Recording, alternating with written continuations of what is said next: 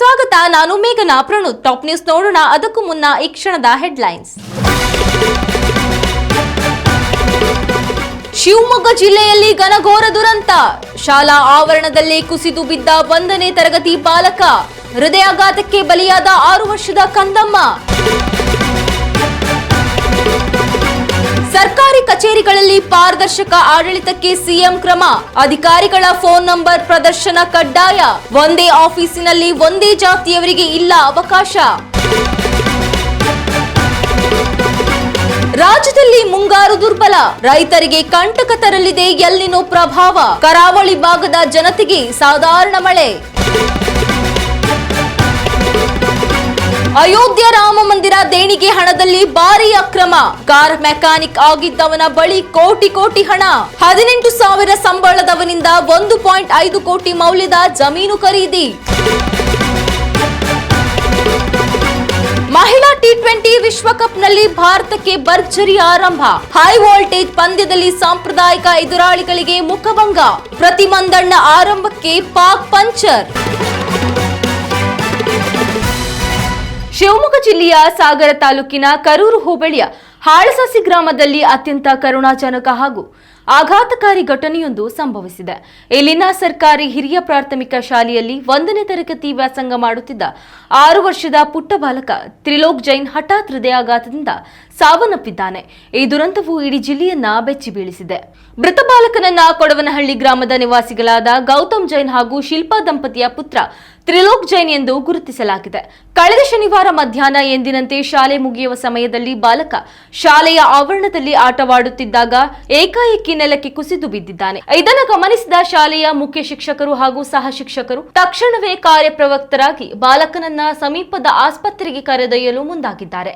ಆದರೆ ದುರಾದೃಷ್ಟವಶಾತ್ ಆಸ್ಪತ್ರೆಗೆ ತಲುಪುವ ಮಾರ್ಗ ಮಧ್ಯದಲ್ಲೇ ಬಾಲಕ ಕೊನೆಯುಸಿರೆಳೆದಿದ್ದಾನೆ. ಸಾಮಾನ್ಯವಾಗಿ ವಯಸ್ಸಾದವರಲ್ಲಿ ಅಥವಾ ರಕ್ತದೊತ್ತಡದಂತಹ ದೀರ್ಘಕಾಲದ ಕಾಯಿಲೆ ಇರುವವರಲ್ಲಿ ಕಂಡುಬರುತ್ತಿದ್ದ ಹೃದಯಾಘಾತವು ಈಗ ಇಷ್ಟು ಸಣ್ಣ ವಯಸ್ಸಿನ ಮಗುವಿಗೆ ಸಂಭವಿಸಿರುವುದು ಜನರಲ್ಲಿ ತೀವ್ರ ಆತಂಕವನ್ನ ಮೂಡಿಸಿದೆ.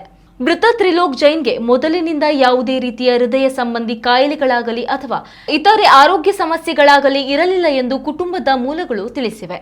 ಎಂದಿನಂತೆ ಆರೋಗ್ಯವಾಗಿಯೇ ಶಾಲೆಗೆ ತೆರಳಿದ್ದ ಮಗ ಮರಳಿ ಬಾರದ ಲೋಕಕ್ಕೆ ಪ್ರಯಾಣ ಬೆಳೆಸಿರುವುದು ಪೋಷಕರಿಗೆ ಭರಿಸಲಾಗದ ದುಃಖ ತಂದಿದೆ. ಹೆತ್ತವರ ಆಕ್ರಂದನ ಮುಗಿಲು ಮುಟ್ಟಿದೆ. ಈ ದುರಾದೃಷ್ಟಕರ ಘಟನೆಗೆ ಶಾಲಾಭಿವೃದ್ಧಿ ಸಮಿತಿ ಸದಸ್ಯರು, ಮುಖ್ಯ ಶಿಕ್ಷಕರು ಹಾಗೂ ಗ್ರಾಮಸ್ಥರು ಕಂಬನಿ ಮಿಡಿದಿದ್ದಾರೆ. ಇತ್ತೀಚಿನ ದಿನಗಳಲ್ಲಿ ಚಿಕ್ಕ ಮಕ್ಕಳಲ್ಲಿಯೂ ಕಾಣಿಸಿಕೊಳ್ಳುತ್ತಿರುವ ಇಂತಹ ಹೃದಯ ಸಂಬಂಧಿ ಸಮಸ್ಯೆಗಳು ಮಕ್ಕಳ ಆರೋಗ್ಯದ ಕಡೆಗೆ ಪೋಷಕರು ಮತ್ತು ವೈದ್ಯಕೀಯ ವಲಯ ಹೆಚ್ಚಿನ ನಿಗಾ ಮತ್ತು ಜಾಗೃತಿ ವಹಿಸಬೇಕಾದ ಅಗತ್ಯವನ್ನ ಎತ್ತಿ ತೋರಿಸಿದೆ. ಉತ್ತಮ ಸಂಸ್ಕಾರಯುತ ಶಿಕ್ಷಣದೊಂದಿಗೆ VSS English medium CBSE school Udupi Muddur. ನರ್ಸರಿಯಿಂದ 10ನೇ ತರಗತಿವರೆಗೆ ಶಿಕ್ಷಣದ ಜೊತೆಗೆ 5ರಿಂದ 10ನೇ ತರಗತಿವರೆಗಿನ ವಿದ್ಯಾರ್ಥಿನಿಯರಿಗೆ ಉತ್ತಮ ಹಾಸ್ಟೆಲ್ ಸೌಲಭ್ಯವೂ ಇದೆ. ನಿಮ್ಮ ಮಕ್ಕಳ ಪ್ರವೇಶಾತಿಗಾಗಿ ಈ ಸಂಖ್ಯೆಗೆ ಕರೆ ಮಾಡಿ.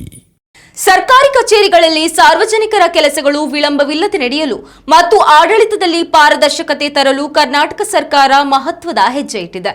ರಾಜ್ಯದ ಸರ್ಕಾರಿ ಕಚೇರಿಗಳಲ್ಲಿ ಕಾರ್ಯನಿರ್ವಹಿಸುತ್ತಿರುವ ಪ್ರಮುಖ ಅಧಿಕಾರಿಗಳ ಅಧಿಕೃತ ದೂರವಾಣಿ ಸಂಖ್ಯೆಗಳನ್ನು ಕಡ್ಡಾಯವಾಗಿ ಸಾರ್ವಜನಿಕರಿಗೆ ಕಾಣುವಂತೆ ಪ್ರದರ್ಶಿಸಬೇಕು ಎಂದು ಮುಖ್ಯಮಂತ್ರಿ ಡಿಕೆ ಶಿವಕುಮಾರ್ ಅವರು ಅಧಿಕಾರಿಗಳಿಗೆ ಕಟ್ಟುನಿಟ್ಟಿನ ಆದೇಶ ನೀಡಿದ್ದಾರೆ. ಈ ನಿರ್ಧಾರದಿಂದ ಸಾರ್ವಜನಿಕರು ತಮ್ಮ ಸಮಸ್ಯೆಗಳಿಗಾಗಿ ನೇರವಾಗಿ ಅಧಿಕಾರಿಗಳನ್ನು ಸಂಪರ್ಕಿಸಲು ಸಹಕಾರಿಯಾಗಿದೆ. ಇದರೊಂದಿಗೆ ಆಡಳಿತ ವ್ಯವಸ್ಥೆಯಲ್ಲಿ ಯಾವುದೇ ರೀತಿಯ ತಾರತಮ್ಯ ಅಥವಾ ಪ್ರಭಾವಕ್ಕೆ ಆಸ್ಪದ ನೀಡಬಾರದು ಎಂಬ ಉದ್ದೇಶದಿಂದ ಡಿಸಿಎಂ ಮತ್ತೊಂದು ಪ್ರಮುಖ ಸೂಚನೆ ನೀಡಿದ್ದಾರೆ. ಒಂದೇ ಸರ್ಕಾರಿ ಕಚೇರಿಯಲ್ಲಿ ಅಥವಾ ನಿರ್ದಿಷ್ಟ ವಿಭಾಗದಲ್ಲಿ ಒಂದೇ ಸಮುದಾಯಕ್ಕೆ ಸೇರಿದ ಅಧಿಕಾರಿಗಳು ಒಟ್ಟಿಗೆ ಇರದಂತೆ ನೋಡಿಕೊಳ್ಳಬೇಕು ಎಂದು ಅವರು ಸ್ಪಷ್ಟಿಸಿದ್ದಾರೆ.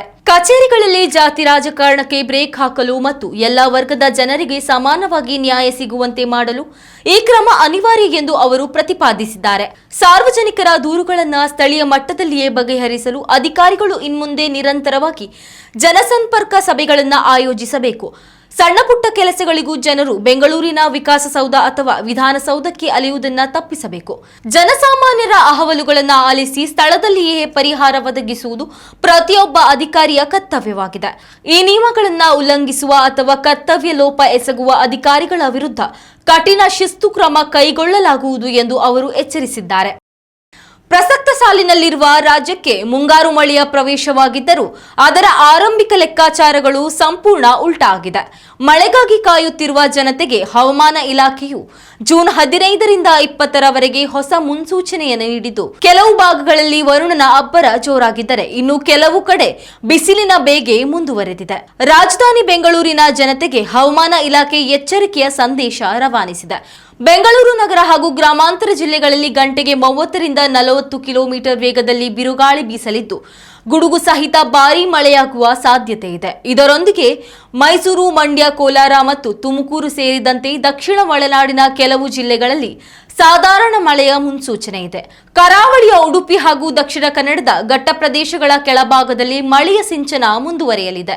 ಮತ್ತೊಂದೆಡೆ ಮಳೆಗಾಗಿ ಜಾತಕ ಪಕ್ಷಿಯಂತೆ ಕಾಯುತ್ತಿರುವ ಉತ್ತರ ಒಳನಾಡಿನ ಜನತೆಗೆ ಜೂನ್ 18ರಿಂದ ಸಿಹಿ ಸುದ್ದಿ ಸಿಗಲಿದ್ದು, ಈ ಭಾಗದಲ್ಲಿ ಮಳೆರಾಯನ ಎಂಟ್ರಿಯಾಗುವ ನಿರೀಕ್ಷೆ ಇದೆ.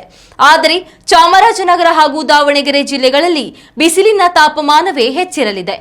ಈ ಬಾರಿಯ ಮುಂಗಾರು ಆರಂಭದಲ್ಲಿಯೇ ದುರ್ಬಲವಾಗಿರುವುದು ಆತಂಕ ಮೂಡಿಸಿದೆ. ಜೂನ್ ತಿಂಗಳ ಅಂತ್ಯದ ವೇಳೆಗೆ ಎಲ್ನಿನೋ ಪ್ರಭಾವ ಅಧಿಕವಾಗಲಿದ್ದು, ನವೆಂಬರ್ ವೇಳೆಗೆ ಇದು ತೀವ್ರ ರೂಪ ಪಡೆದುಕೊಳ್ಳಬಹುದು ಎಂದು ವರದಿಗಳು ಎಚ್ಚರಿಸಿದೆ. ಇದರಿಂದಾಗಿ ಮುಂಬರುವ ದಿನಗಳಲ್ಲಿ ತೀವ್ರ ನೀರಿನ ಕ್ಷಾಮ ಎದುರಾಗುವ ಲಕ್ಷಣಗಳು ಇರುವುದರಿಂದ ಸಾರ್ವಜನಿಕರು ಈಗ ಬೀಳುತ್ತಿರುವ ಮಳೆ ನೀರನ್ನ ಕೃಷಿ ಹೊಂಡ ಹಾಗೂ ಚೆಕ್ ಡ್ಯಾಂಗಳ ಮೂಲಕ ಹನಿಹನಿಯಾಗಿ ಸಂರಕ್ಷಿಸಿಕೊಳ್ಳಬೇಕು ಎಂದು ತಜ್ಞರು ಜಾಗೃತಿ ಮೂಡಿಸಿದ್ದಾರೆ. ಉತ್ತಮ ಸಂಸ್ಕಾರಯುತ ಶಿಕ್ಷಣದೊಂದಿಗೆ VSS English medium CBSE school Udupi Muddur. ನರ್ಸರಿಯಿಂದ 10ನೇ ತರಗತಿವರೆಗೆ ಶಿಕ್ಷಣದ ಜೊತೆಗೆ 5ರಿಂದ 10ನೇ ತರಗತಿವರೆಗಿನ ವಿದ್ಯಾರ್ಥಿನಿಯರಿಗೆ ಉತ್ತಮ ಹಾಸ್ಟೆಲ್ ಸೌಲಭ್ಯವೂ ಇದೆ. ನಿಮ್ಮ ಮಕ್ಕಳ ಪ್ರವೇಶಾತಿಗಾಗಿ ಈ ಸಂಖ್ಯೆಗೆ ಕರೆ ಮಾಡಿ.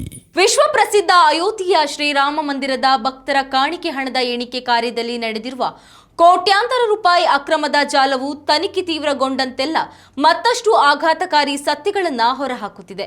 ದೇವಸ್ಥಾನದಲ್ಲಿ ಸ್ವೀಕರಿಸಲಾಗುತ್ತಿದ್ದ ಹುಂಡಿ ಹಣವನ್ನ ಎಣಿಸುವ ಜವಾಬ್ದಾರಿ ಹೊಂದಿದ್ದ ಸಾಮಾನ್ಯ ಸಿಬ್ಬಂದಿಗಳು ಅತ್ಯಂತ ಕಡಿಮೆ ಅವಧಿಯಲ್ಲಿ ಕೋಟ್ಯಾಧಿಪತಿಗಳಾಗಿ ಬದಲಾಗಿರುವುದು ತನಿಖಾ ಸಂಸ್ಥೆಯನ್ನ ಬೆಚ್ಚಿ ಬೀಳಿಸಿದೆ. ವಿಚಾರಣೆ ವೇಳೆ ಬೆಳಕಿಗೆ ಬಂದಿರುವ ಪ್ರಮುಖ ಅಂಶವೆಂದರೆ, ಸದ್ಯ ಪೊಲೀಸರ ವಶದಲ್ಲಿರುವ ಮುಖ್ಯ ಆರೋಪಿ ಮಿಶ್ರಾ ಎಂಬಾತ ದೇವಸ್ಥಾನದ ಕೆಲಸಕ್ಕೆ ಸೇರುವ ಮುನ್ನ ಸಾಮಾನ್ಯ ಕಾರ್ ಮೆಕ್ಯಾನಿಕ್ ಆಗಿ ಜೀವನ ಸಾಗಿಸುತ್ತಿದ್ದನು. ಆದರೆ ರಾಮ ಮಂದಿರದ ಟ್ರಸ್ಟ್ನಲ್ಲಿ ಕಾಣಿಕೆ ಎಣಿಸುವ ಕೆಲಸ ಸಿಕ್ಕ ಕೆಲವೇ ತಿಂಗಳುಗಳಲ್ಲಿ ಈತನ ಆರ್ಥಿಕ ಪರಿಸ್ಥಿತಿ ತೀವ್ರವಾಗಿ ಸುಧಾರಿಸಿತ್ತು. ಬ್ಯಾಂಕ್ ವತಿಯಿಂದ ನಿಯೋಜನೆಗೊಂಡಿದ್ದ ಈ ಇಬ್ಬರು ನೌಕರರ ಮಾಸಿಕ ವೇತನ ಕೇವಲ 18,000ದಿಂದ 20,000 ರೂಪಾಯಿ ಮಾತ್ರ ಆಗಿತ್ತು. ಆದಾಗ್ಯೂ ಇಷ್ಟು ಕಡಿಮೆ ಆದಾಯ ಹೊಂದಿದ್ದ ಇಬ್ಬರು ನೌಕರಲ್ಲಿ ಒಬ್ಬ ಇತ್ತೀಚೆಗೆ ಬರೋಬ್ಬರಿ 1.5 ಕೋಟಿ ರೂಪಾಯಿ ಮೌಲ್ಯದ ಜಮೀನು ಖರೀದಿಸಿದ್ದರೆ, ಮತ್ತೊಬ್ಬ ನೌಕರ 40 ಲಕ್ಷ ರೂಪಾಯಿ ಮೌಲ್ಯದ ಐಷಾರಾಮಿ ಫ್ಲಾಟ್ ಖರೀದಿಸಿರುವುದು ಪತ್ತೆಯಾಗಿದೆ. ಈ ದೂರಿಗೆ ಸಂಬಂಧಿಸಿದಂತೆ ಪೊಲೀಸರು ತೀವ್ರ ಗೌಪ್ಯತೆಯನ್ನ ಕಾಯ್ದುಕೊಂಡಿದ್ದು, ಇನ್ನೂ ಯಾವುದೇ ಅಧಿಕೃತ ಪ್ರಕಟಣೆ ಹೊರಡಿಸಿಲ್ಲ. ಆದರೆ ಸದ್ಯ ವಶದಲ್ಲಿರುವ ಇಬ್ಬರು ಟ್ರಸ್ಟ್ ಸಿಬ್ಬಂದಿಗಳನ್ನ ಸುದೀರ್ಘ ವಿಚಾರಣೆಗೆ ಒಳಪಡಿಸಲಾಗಿದೆ. ಕೇವಲ ತಳಮಟ್ಟದ ನೌಕರರು ಮಾತ್ರವಲ್ಲದೆ ದೇವಸ್ಥಾನದ ಒಳಗೆ ದೇಣಿಗೆ ಮತ್ತು ಹುಂಡಿ ಎಣಿಕೆ ಕಾರ್ಯ ಉಸ್ತುವಾರಿ ನೋಡಿಕೊಳ್ಳುತ್ತಿದ್ದ ಹಲವು ಹಿರಿಯ ಅಧಿಕಾರಿಗಳು ಹಾಗೂ ಬ್ಯಾಂಕ್ ಪ್ರತಿನಿಧಿಗಳ ಮೇಲೂ ವಿಶೇಷ ತನಿಖಾ ತಂಡವು ಈಗ ತೀವ್ರ ನಿಗಾ ವಹಿಸಿದೆ. ಮುಂದಿನ ದಿನಗಳಲ್ಲಿ ಈ ಹಗರಣದಲ್ಲಿ ಭಾಗಿಯಾಗಿರುವ ದೊಡ್ಡ ತಿಮಿಂಗಿಲಗಳು ಸಿಕ್ಕಿಬೀಳುವ ಸಾಧ್ಯತೆ ದಟ್ಟವಾಗಿದೆ. ಪ್ರಸಕ್ತ ಮಹಿಳಾ T20 ವಿಶ್ವಕಪ್ ಟೂರ್ನಿಯ ಅತ್ಯಂತ ರೋಮಾಂಚಕ ಪಂದ್ಯದಲ್ಲಿ ಸಾಂಪ್ರದಾಯಿಕ ಎದುರಾಳಿ ಪಾಕಿಸ್ತಾನವನ್ನ ಸಂಪೂರ್ಣವಾಗಿ ಧೂಳಿಪಟ ಮಾಡಿದ ಭಾರತೀಯ ಮಹಿಳಾ ಕ್ರಿಕೆಟ್ ತಂಡ 64 ರನ್ಗಳ ಭರ್ಜರಿ ಗೆಲುವು ದಾಖಲಿಸಿದೆ.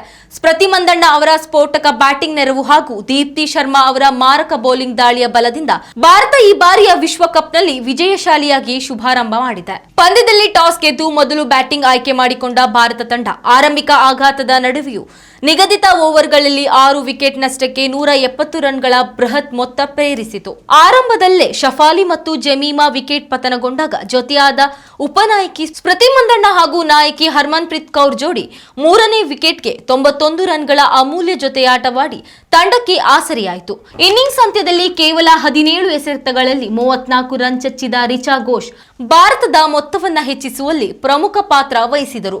ಬಳಿಕ 171 ರನ್ಗಳ ಕಠಿಣ ಗುರಿಯನ್ನ ಬೆನ್ನಟ್ಟಿದ ಪಾಕಿಸ್ತಾನ ತಂಡಕ್ಕೆ ದೀಪ್ತಿ ಶರ್ಮಾ ತಮ್ಮ ಸ್ಪಿನ್ ತಂತ್ರದ ಮೂಲಕ ಚೇತರಿಸಿಕೊಳ್ಳದಂತೆ ಪೆಟ್ಟು ನೀಡಿದರು. ಒಂದು ಹಂತದಲ್ಲಿ 53 ರನ್ಗಳಿಗೆ 1 ವಿಕೆಟ್ ಕಳೆದುಕೊಂಡು ಉತ್ತಮ ಸ್ಥಿತಿಯಲ್ಲಿದ್ದ ಪಾಕ್ ತಂಡ ನಂತರ ಕೇವಲ 53 ರನ್ ಗಳಿಸುವಷ್ಟರಲ್ಲಿ ಉಳಿದೆಲ್ಲ ವಿಕೆಟ್ ಕಳೆದುಕೊಂಡು 106 ರನ್ಗಳಿಗೆ ಆಲ್ ಔಟ್ ಆಯಿತು. ಅದ್ಭುತ ಬೌಲಿಂಗ್ ಪ್ರದರ್ಶಿಸಿದ ದೀಪ್ತಿ ಶರ್ಮಾ 4 ಓವರ್ಗಳಲ್ಲಿ ಕೇವಲ 10 ರನ್ ನೀಡಿ 5 ಪ್ರಮುಖ ವಿಕೆಟ್ ಉರುಳಿಸಿ ಪಾಕ್ ಪಡೆಯ ಬೆನ್ನೆಲುಬು ಮುರಿದರು.